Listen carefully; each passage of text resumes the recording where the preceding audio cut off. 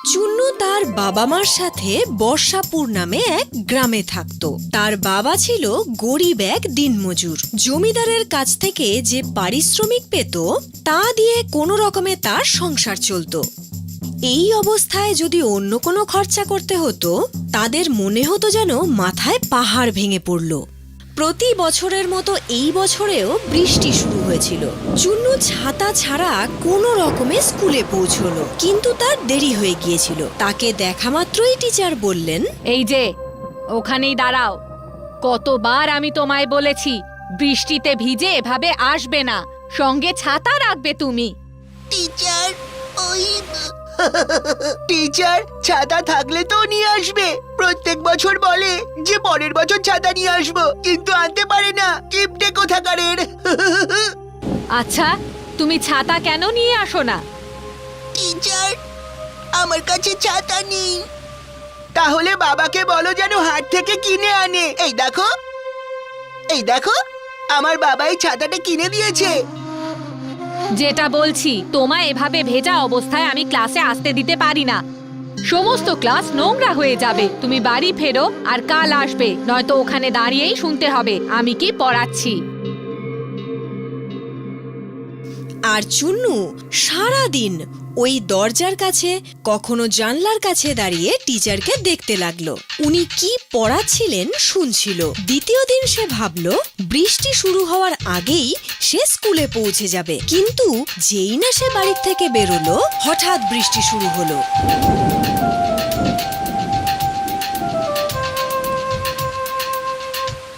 বাবা, আমাকে ছাতা কিনে দাও না। অবশ্যই কিনে দেব বাবা, সুন্দর ছাতা কিনে আনবো।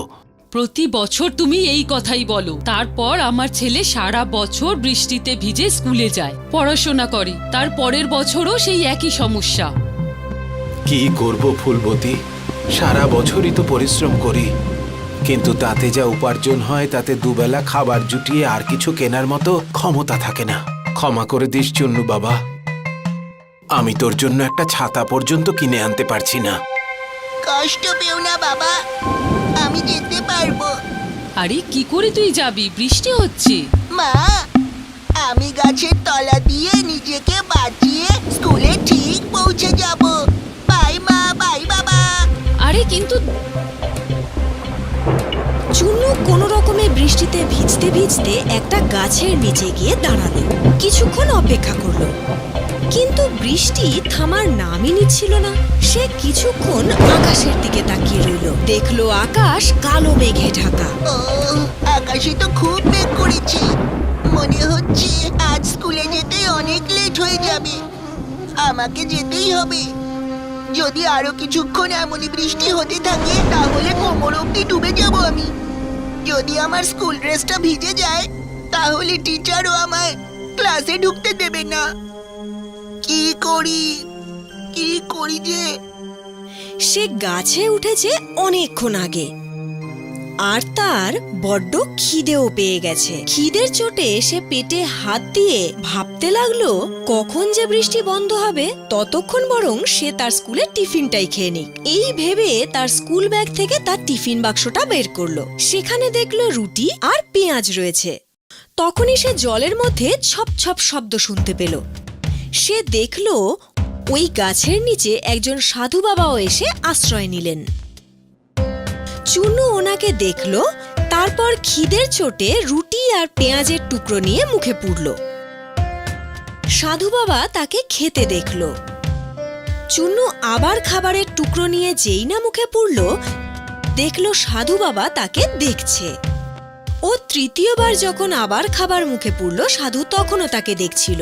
সাধু তার দিকে তাকিয়ে আছে এই দেখে চুন্নু তাকে বলল, বাবা, খাবেন? সাধু বাবাকে কিছু খাওয়ালে তোমার কল্যাণ হবে পুত্র। আজ সারাদিন বৃষ্টির কারণে কোনো ভিক্ষা জোটেনি। অল্প কিছু কেন খাওয়াবো? আপনি দুটো রুটি খেতে পারেন, কিন্তু রুটির সঙ্গে কোনো সবজি নেই, শুধু দুটো টুকরো পেঁয়াজ আছে। যখন খুব খিদে পায় তখন যে কোনো খাবারই অমৃত মনে হয় পুত্র। এই নিন। কিন্তু তুমি এই গাছের ডালে কেন বসে আছো বাবা? স্কুলে যাচ্ছিলাম বাবা, কিন্তু বৃষ্টি জোরে পড়ছিল। গাছের এই ঘন পাতার মাঝে বাঁচার জন্য এখানে বসে পড়লাম। ছাতা নেই তোমার কাছে? না বাবা, বাবাকে বলেছি কিনে দিতে। উনি বললেন যে আমায় উনি কিনে দেবেন। এই নাও বাবা, আমার কাছে একটা ছাতা আছে, তুমি রাখো এটা। আরে এ কি বাবা, ছাতা থাকতেও যে আপনি বৃষ্টিতে ভিজে ভিজে যাচ্ছেন। আমাদের সাধুদের ছাতার কি প্রয়োজন? আমরা সাধুরা ছাতা নিয়ে কি করব? গ্রীষ্ম, বর্ষা, শীত যাই আসুক না কেন, আমরা তো প্রকৃতির সমস্ত ঋতুকে উপভোগ করি। বাহ, মনটা একেবারে তৃপ্ত হয়ে গেল পুত্র। যাও, ভালো থেকো। এই বলে সাধু সেখান থেকে চলে গেল। তার যাওয়ার পর চুন্নু গাছ থেকে নামলো আর ছাতা খুলে স্কুলে গেল। স্কুলের সবাই তাকে এত সুন্দর ছাতা নিয়ে আসতে দেখে অবাক হয়ে গেল। আরে তুমি ছাতা থাকা সত্ত্বেও এত দেরি করে এলে? এখন তো স্কুল শেষ হওয়ার টাইম হয়ে এসেছে। কাল থেকে আর দেরি হবে না টিচার। এই তো আমি একটা ছাতা পেয়ে গেছি।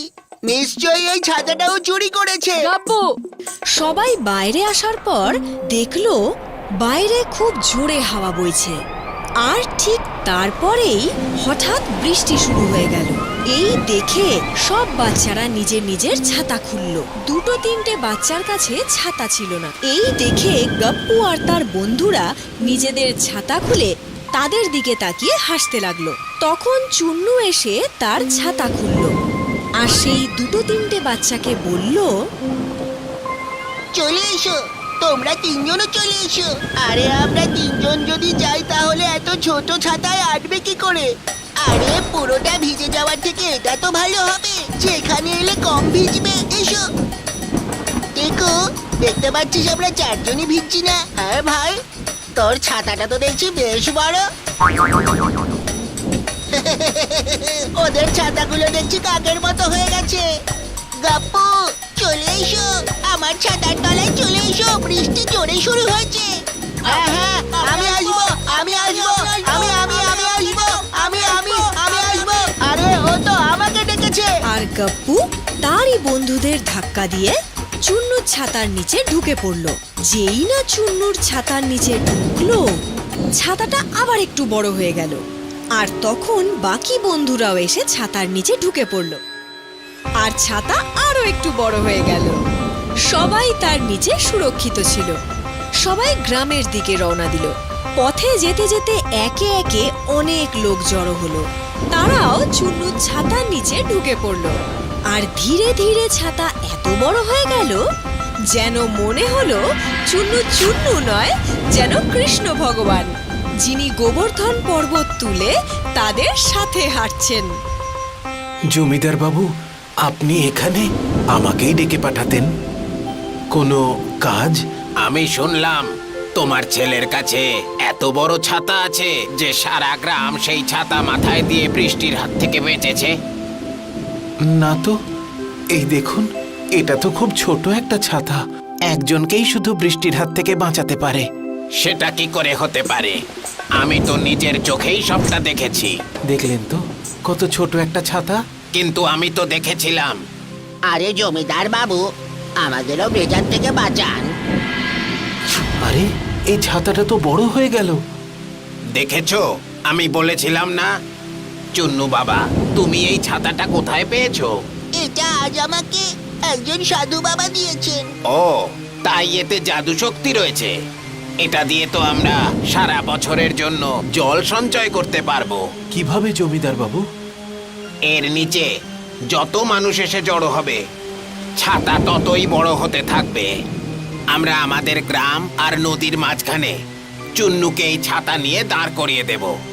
তারপর এর নিচে চুন্নুর একদিকে জলাশয় পর্যন্ত, অন্যদিকে নদী পর্যন্ত গ্রামবাসীদের দাঁড় করিয়ে দেব। তাদেরকে বৃষ্টি থেকে বাঁচানোর জন্য ছাতা নদী থেকে জলাশয় পর্যন্ত বড় হয়ে যাবে। তাহলে যত বৃষ্টির জল সব ওই জলাশয় আর নদীতে গিয়ে পড়বে। সারা বছরের জলের সমস্যা এভাবেই মিটে যাবে। আর চুন্নু সেটাই করলো যেমনটা জমিদার বলেছিল। আর সত্যি সত্যি বৃষ্টির জল ছাতার মধ্যে দিয়ে গড়িয়ে একদিকে পুকুর অন্যদিকে নদীতে পড়ল। আর এই ঘটনা রোজ ঘটতো। যখনই বৃষ্টি হতো নদী আর পুকুরই শুধু ভরতো না, সেই জমিগুলোকেও বৃষ্টির জল থেকে বাঁচানো যেত যেগুলো বেশি বৃষ্টির জলের ফলে ক্ষতি হতে পারে। এরপর সমস্ত গ্রামবাসীরা চুন্নুর প্রশংসা করতে লাগলো। বাবা, কত বছর ধরে তুই একটা ছাতার জন্য কষ্ট পেয়েছিস, এখন দেখ তুই এমন ছাতা পেয়েছিস যা শুধু তোকেই নয় পুরো গ্রামকে রক্ষা করছে। আমাদের স্কুলে পড়ানো হয়েছিল বাবা, যে সব ভালো যার তার শেষটাও ভালো।